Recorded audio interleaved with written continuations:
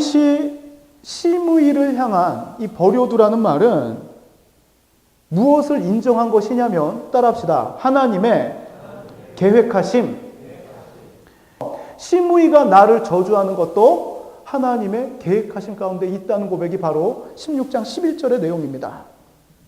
억울하게 당하는 것이 고난이 아니라 하나님의 계획하심 아래에 일어나는 하나님의 징계요, 하나님의 훈련으로 여겼기 때문에 다윗은 버려두라고 담대하게 말할 수 있었던 것입니다. 좀 다른 뉘앙스입니다. 내가 지금 이 사람에게는 저주를 받고 있지만 이 상황을 알고 계신 하나님, 나의 아픔을 알고 계시는 하나님께서는 이 상황을, 저주의 상황을 선한 방향으로 바꿔주실 것이다 라는 고백입니다.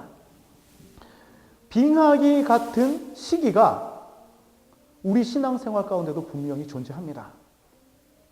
그리고 이 하나님 앞에 나아감이 또 이 신앙생활을 하고 예수 믿고 살아갈 때 빙하기 같은 아무것도 소망이 없고 이 다윗의 상황과도 같이 저주를 나에게 들어오는 것은 뭐 축복이 아니라 저주와 이 패배의식이 가득 찰 때가 종종 있습니다. 마찬가지 아무것도 소망이 없고 건질 것 없는 것 같은 삶일지라도 끝까지 오래 참는 사람이 하나님의 은혜를 맛볼 수 있다는 것입니다. 하나님의 계획하심 아래에 있으니까 내가 심의의 역할을 해도 될까?